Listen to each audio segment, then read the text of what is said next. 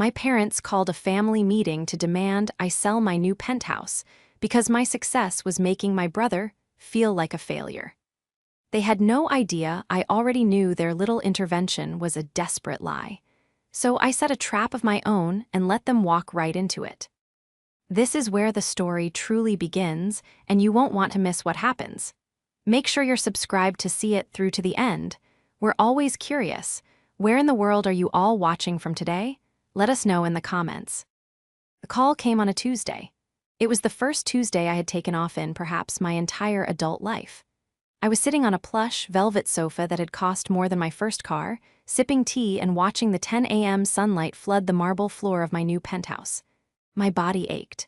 Not from the move, I'd hired movers for that, but from a bone-deep exhaustion that felt like a low-grade fever. For the past 6 years, 80-hour work week hadn't been an exaggeration. It had been my baseline. It was how I'd paid for every textbook, every instant noodle dinner, and every credit hour of my computer science degree. It was how I'd graduated with honors, landed a dream job at a top tech firm, and, at 27, signed the papers on a downtown property that made my realtor's eyes water. I was, for the first time, deeply and profoundly, still. The silence of the apartment was my trophy. Then my phone buzzed, vibrating aggressively on the glass coffee table. It was my mother, Martha. I smiled, tapping accept and putting it on speaker. I assumed it was the call to gush over the photos I'd sent. "Rebecca, are you there?" Her voice was tight, thin. "Hi, Mom, I'm here, just enjoying the view. Did you see the picture of the—" "Rebecca, your father and I need to see you," she interrupted. The warmth vanished from the room. "We're having a family meeting tonight, 7 o'clock, at our house." "A family meeting?" I tried to laugh. "What is this, 1950? Did Ryan break the fine china?" "This isn't a joke," Harry, my father, said, his voice suddenly joining the call. He must have been on speaker, too. "This is serious. It's about your brother, it's about this apartment." My stomach hollowed out. What about my apartment? I just moved in. "That's the problem," my mother snapped. You're too much, Rebecca, you're flaunting it, you're hurting him." "Hurting him? Hurting Ryan? I bought a home. How does that hurt anyone?" There was a muffled sound, like my mother covering the receiver to hiss at my father. Then she was back, her voice dripping with forced, saccharine disappointment. "Your brother is in a very dark place, Rebecca. He feels like a failure. And you buying a penthouse, you getting that promotion, you're rubbing his nose in it. You're making him feel worthless." I sat up, the tea forgotten. My hands, which had just been calm, were now shaking. "Mom, that is the most ridiculous thing I have ever heard. I worked for this. Ryan is 25 years old. His feelings are his own responsibility." "He is your brother," she shrieked, the civility breaking. "And his family is supposed to support him, not make him feel small. We are his parents. We are your parents. And we are telling you that you have created a problem and you need to fix it. 7 o'clock, don't be late." The line clicked dead.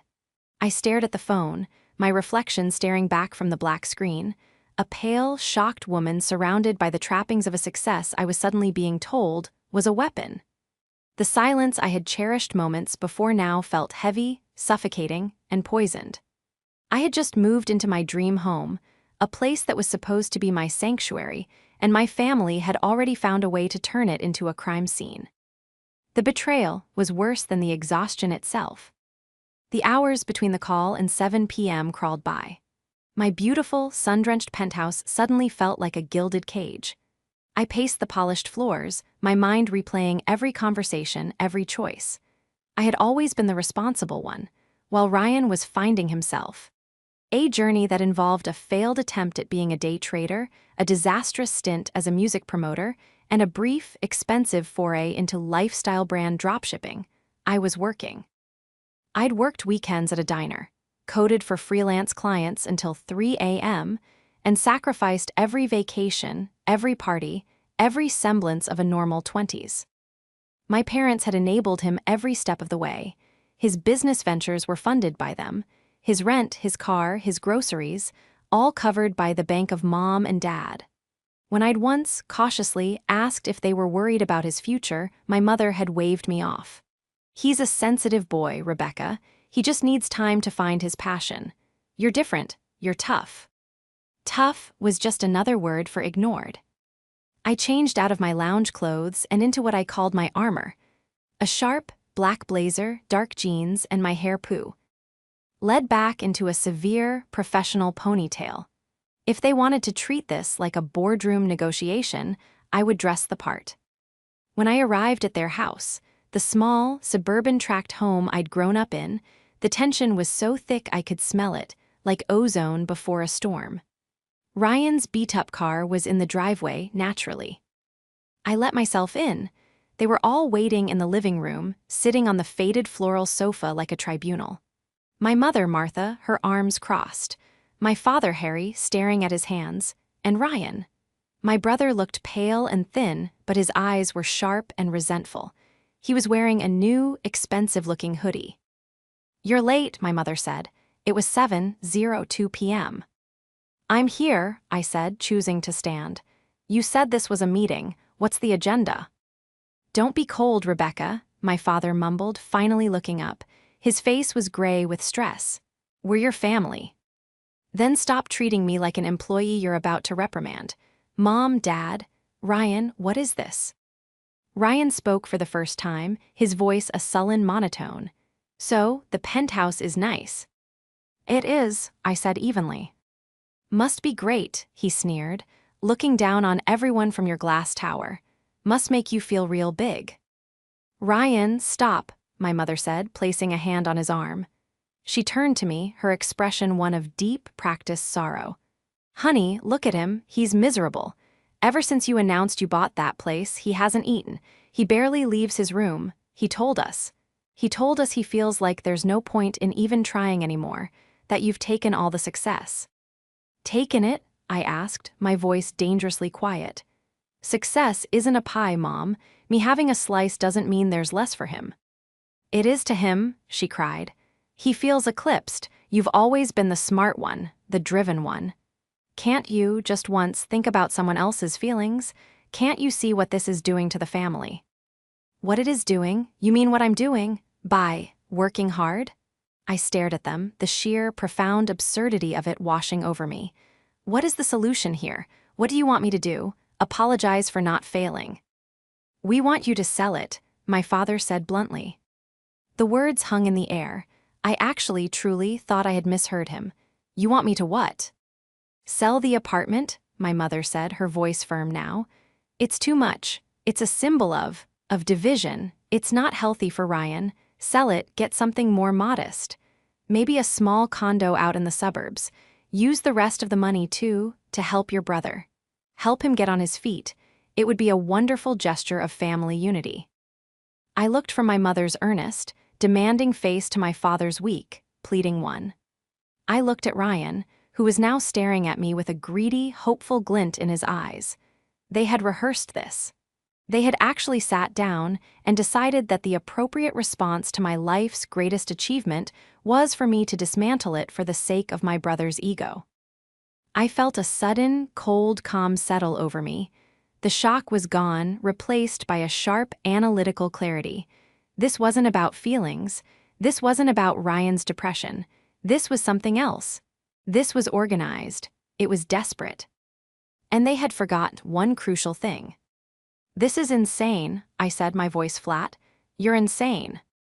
"We're your family," my mother shrieked again. "You owe us, you owe your brother. We're the ones who supported you, who fed you, who—" "Who what?" I cut her off. "Who told me to be tough? Who let me work 80-hour weeks while I put myself through school because you were funding Ryan's passion projects? What exactly do I owe you for?" I turned and walked to the door.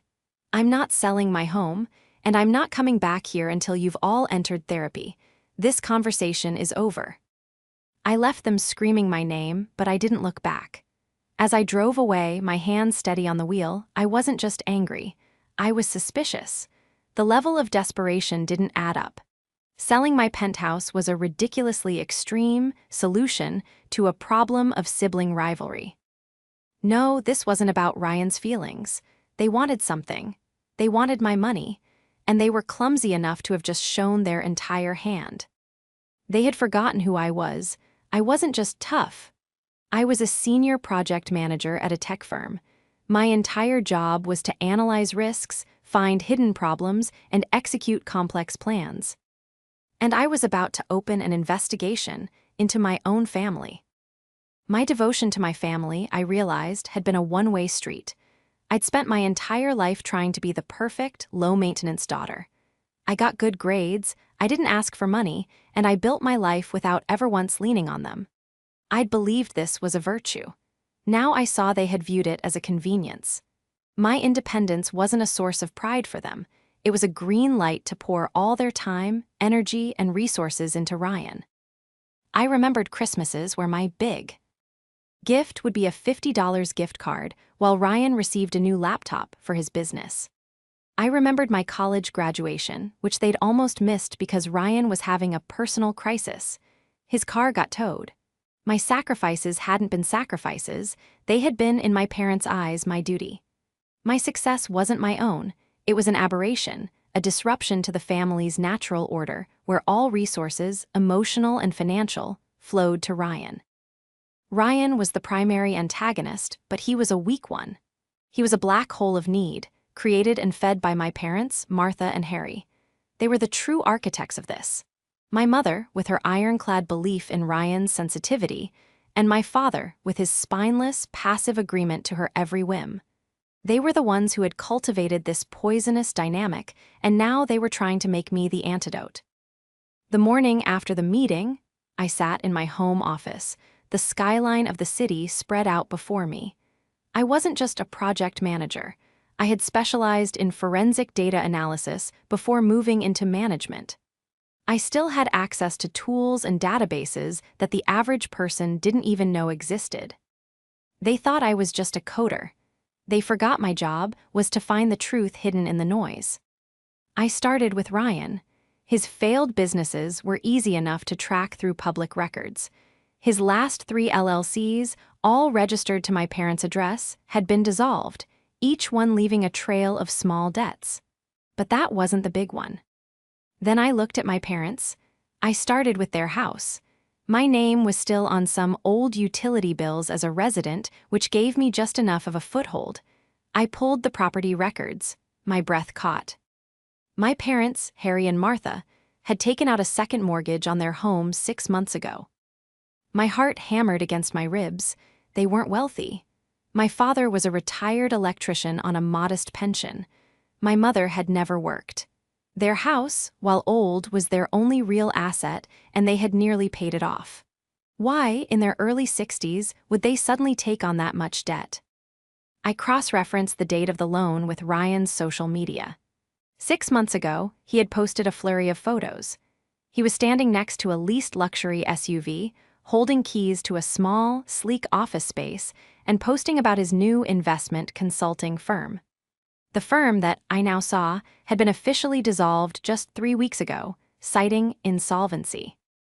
The pieces clicked into place with sickening precision. Ryan's big idea hadn't been funded by my parents' savings. It had been funded by their home, and he'd burned through it all. This wasn't about Ryan's feelings.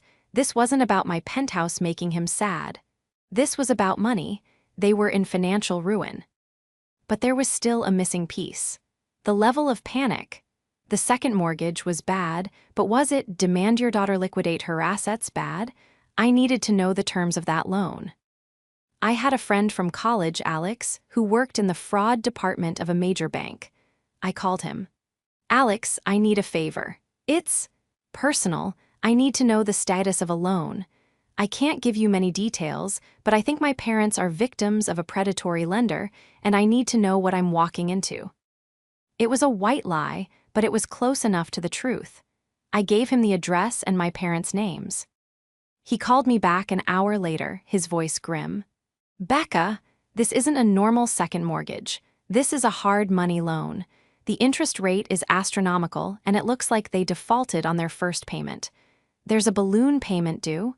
In 10 days, if they don't pay it, the lender forecloses. Period. How much? I whispered.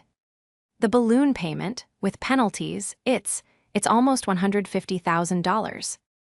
I hung up the phone, the cold, analytical calm returning, but this time it was laced with ice. $150,000.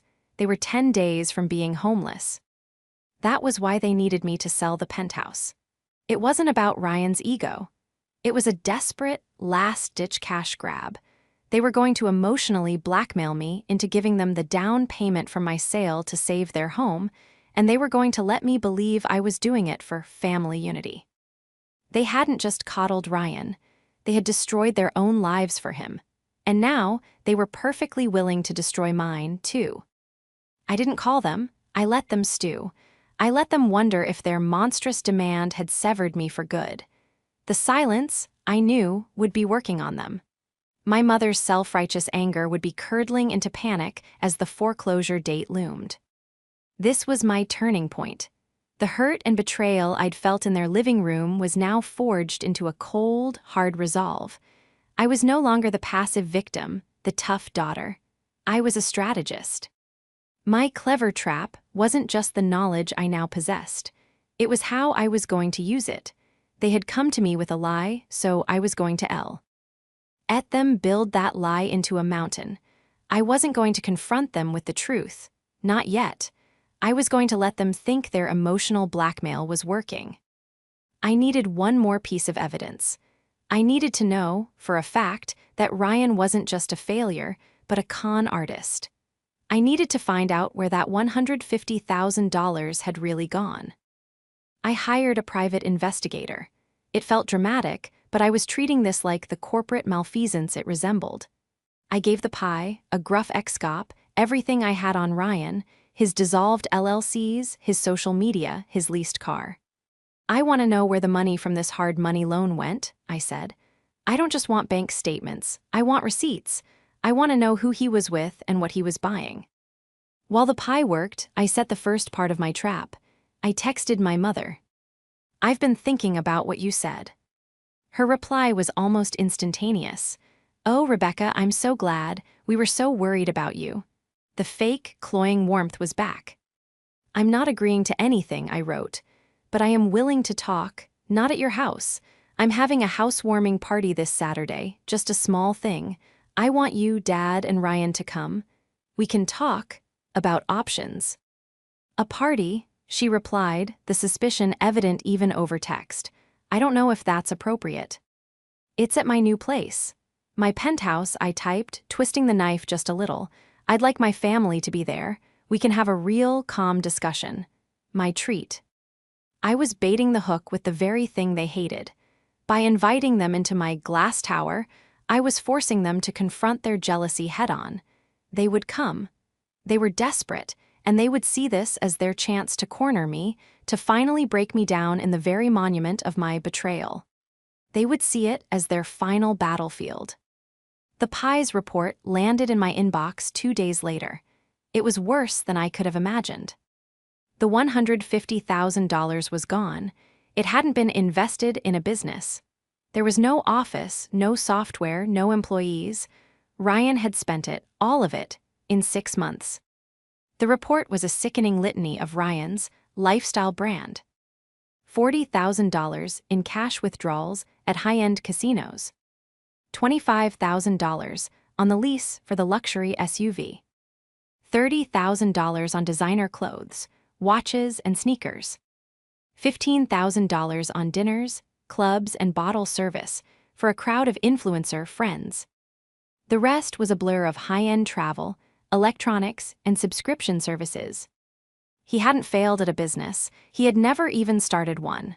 He had taken my parents' entire future, liquidated it, and snorted it, worn it, and driven it. He was a fraud. A common, pathetic thief who had stolen from the 2 people who loved him most. And my parents, they had either known and were lying, or they were so willfully blind they believed his stories. Either way, they were complicit in this.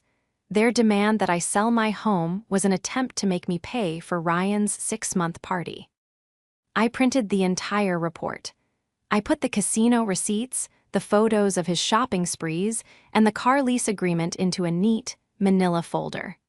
I placed it in my office, right next to the public foreclosure notice I'd printed for their home. The family meeting they had demanded was over. My housewarming party on Saturday, that was going to be an intervention, but I wasn't the one being cornered. Saturday arrived. The weather was perfect, a clear, bright blue sky that made the city skyline sparkle. My penthouse, which had felt so cold and poisoned after that first call, was now my fortress. I'd set the stage perfectly.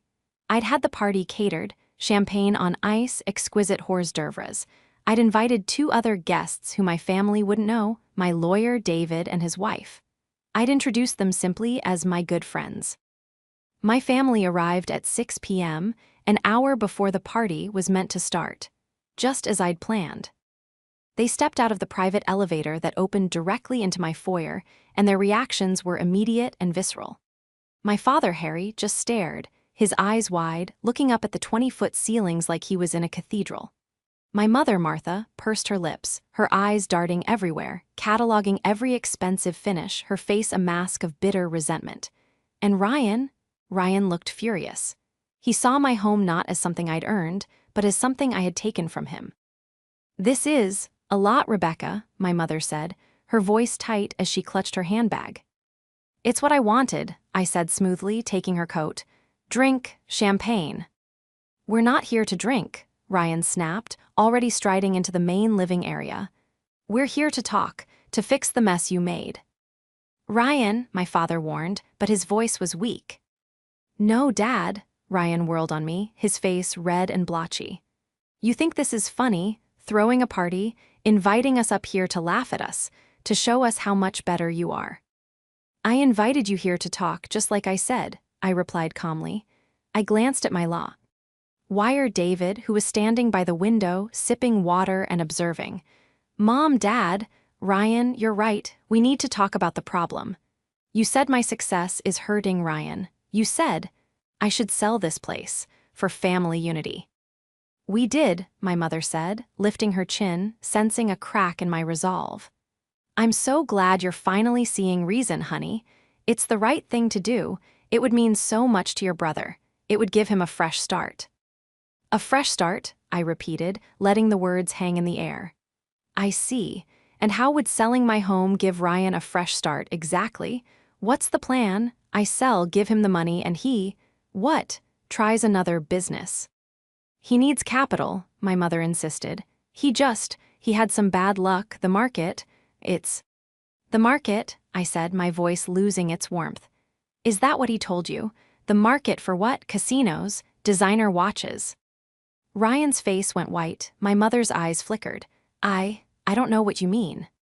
"Oh, I think you do." I walked over to my office, picked up the manila folder and walked back. I tossed it onto the marble coffee table. "I mean this." Ryan looked at the folder like it was a snake.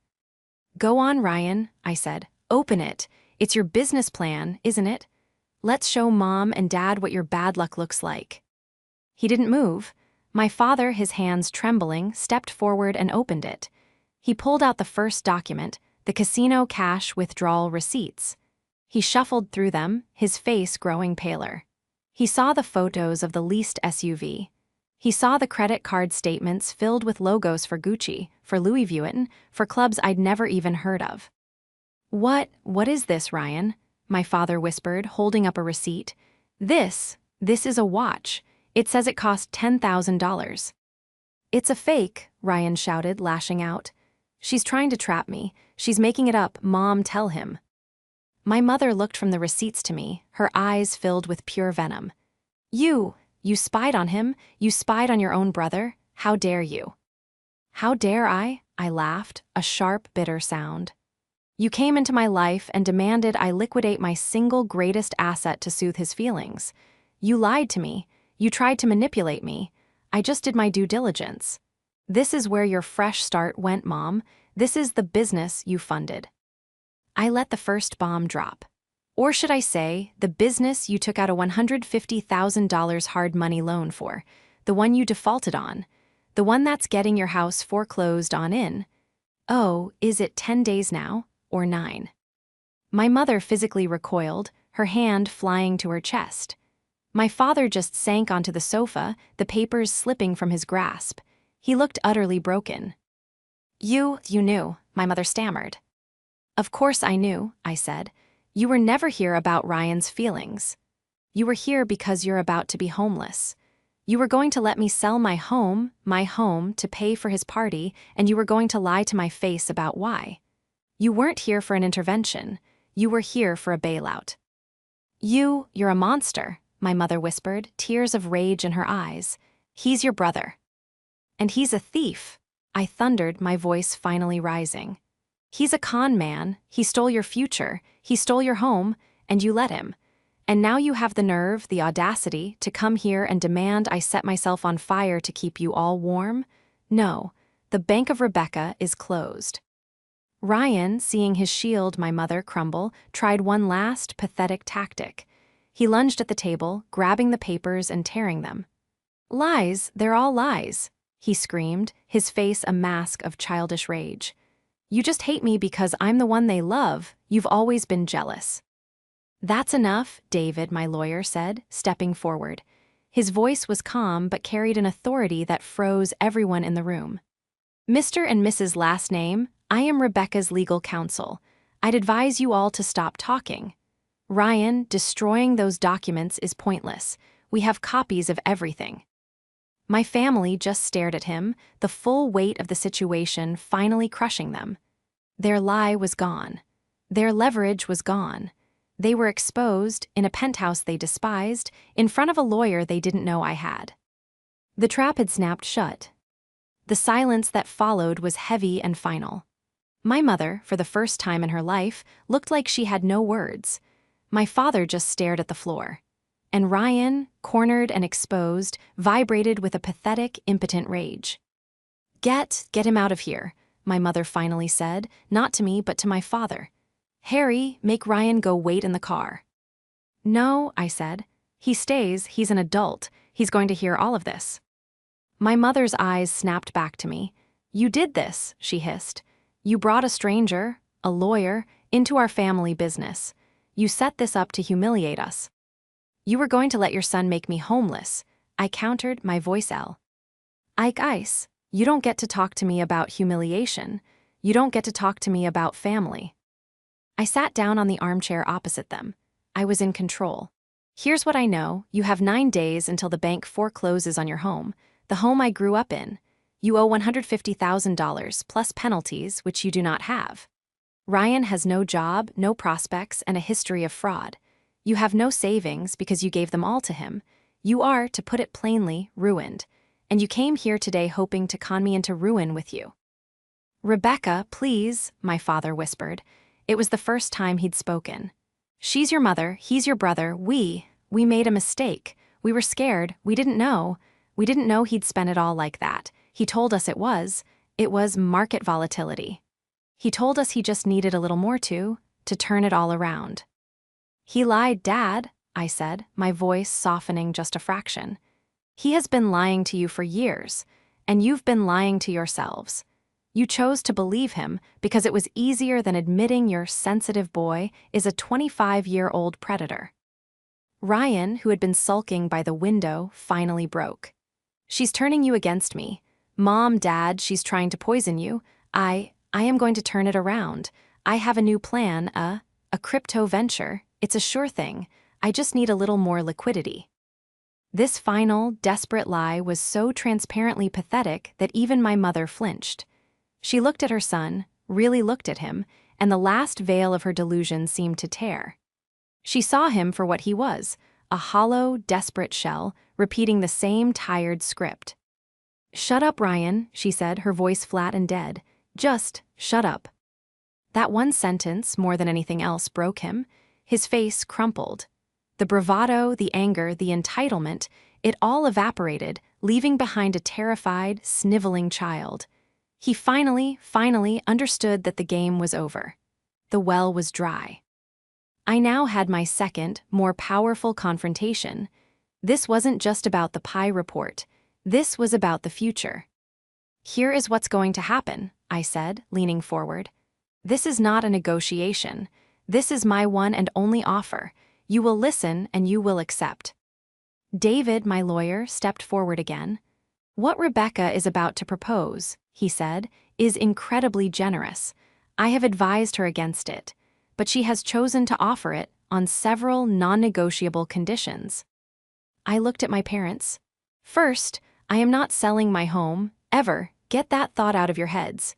Second, I am not giving you $150,000. I am not paying for Ryan's bad luck. You will lose your house. You need to accept that. It is the consequence of your actions. My mother let out a small, strangled sob, but I continued. However, I said, I will not see you on the street. I will put a deposit down on a small 2-bedroom rental apartment for you and Dad. 1 year's lease. It will be clean, it will be safe, and it will be all you get from me. After that, you will live on your pension. I then turned to Ryan. For you, you get 2 options. Option A, you are cut off today. No apartment, no money, nothing. I will, however, give my PI report to the police and let them investigate you for fraud and elder financial abuse against our parents. Option B, you will tomorrow morning enroll in a trade school.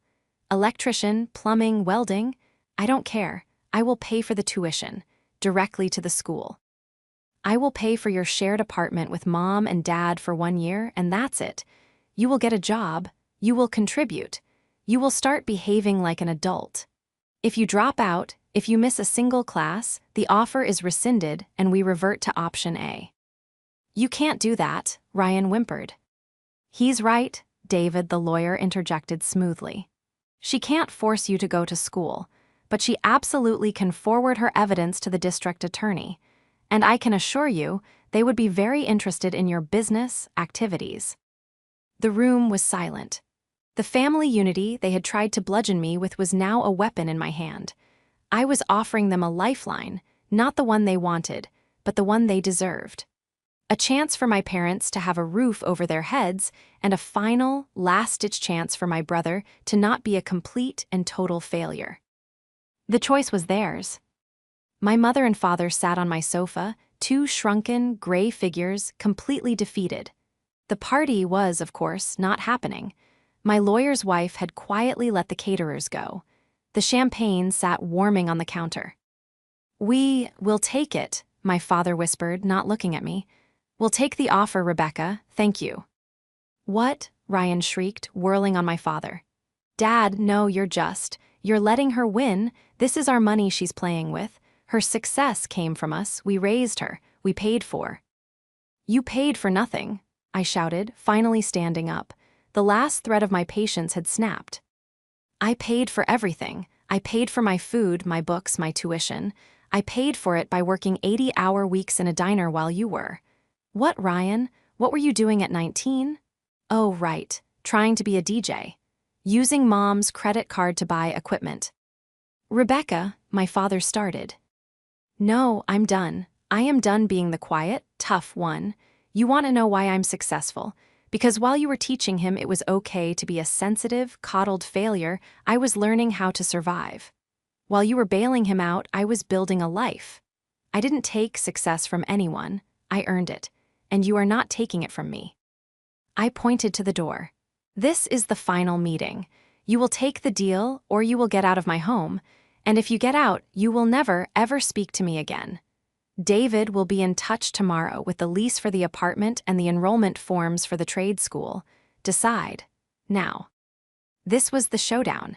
Not the one they had planned, full of tears and emotional manipulation, but a real one. A cold, hard financial and legal reckoning. My mother, Martha, looked at Ryan. Her face was a ruin of conflicting emotions. I could see the decades of love and enablement warring with the fresh, raw, agonizing betrayal. She saw her son, red-faced and trembling, a 25-year-old toddler. And she saw me, standing tall in a home I had built, holding all the cards. She made her choice. Harry, she said, her voice hollow, take Ryan to the car. Mom, Ryan's voice cracked. Mom, no, you're choosing her. She's offering us a roof, Ryan, my father said, his voice thick with shame. She's offering you a future. What are you offering us? More lies, more debt. This was it, the final, triumphant moment. It wasn't just me breaking free. It was my parents, finally, agonizingly, breaking free from him. The spell was broken.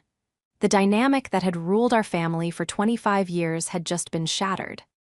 Ryan stared at them, his mouth open.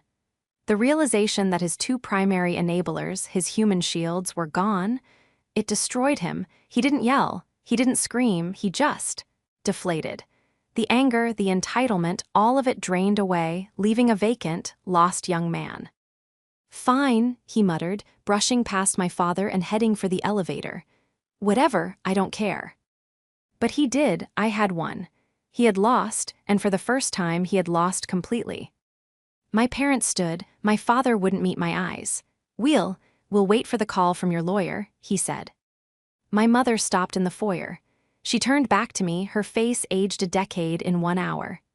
"You know, Rebecca," she said, her voice a low quiver, I always knew you were strong. I never knew you were this strong." It wasn't an apology. Not really. But it was an admission. It was the first time in my life she had ever acknowledged my strength as a virtue, and not as an excuse to ignore me. "I am who you taught me to be, Mom," I said. "The tough one." They left. The elevator doors slid shut, leaving me alone in my vast, beautiful, and finally peaceful penthouse. The downfall of Ryan was quiet, not public. There was no grand explosion, just the pathetic fizzle of a life built on nothing. He enrolled in the plumbing program at the local community college. The pictures he posted on social media, once filled with flashy cars and fake parties, were now gone. I heard from a cousin that he was, for the first time in his life, actually working. He had a part-time job at a hardware store to pay for his gas. My parents lost their house. The foreclosure went through, as I'd known it would. I kept my promise. I had David, my lawyer, manage everything. He secured them a clean, simple 2-bedroom apartment in a quiet complex across town. I never went to see it. I paid the lease as promised, and my involvement with their finances ended there. My relationship with them is changed. It's not warm. I don't know if it ever will be again. I see them on major holidays at a neutral location like a restaurant. The conversations are polite, sterile, and short. We talk about the weather. We talk about my work in vague terms. We do not ever talk about Ryan, or the penthouse, or the money. The betrayal is a high, thick wall between us, and none of us has any interest in tearing it down. My mother's resentment is still there, a simmering ember, but it's now overshadowed by her fear. And, I think, a tiny, reluctant sliver of respect. About 6 months after the intervention, I was working late in my home office. My phone buzzed with a text from an unknown number. It was Ryan. "Passed my midterm. The instructor says I'm good at it." I stared at the message for a full minute. It was the first time he had ever contacted me to share a piece of good news that wasn't a lie. I thought about the casino receipts, the lies, the hatred in his eyes. I thought about the family he had almost destroyed. I typed back a simple 2-word reply. "Good, keep going." I put my phone down and turned back to my monitor, the city lights glittering outside my window. My penthouse was no longer a symbol of division. It was my sanctuary. It was my fortress. It was the monument to the fact that I had not only survived my family's toxicity, but I had overcome it. I was free. I had saved myself, and in the end, in my own way, I had even offered them a path to save themselves. The peace I felt was absolute. It was a peace I had built with my own 2 hands, and no one was ever going to take it from me again.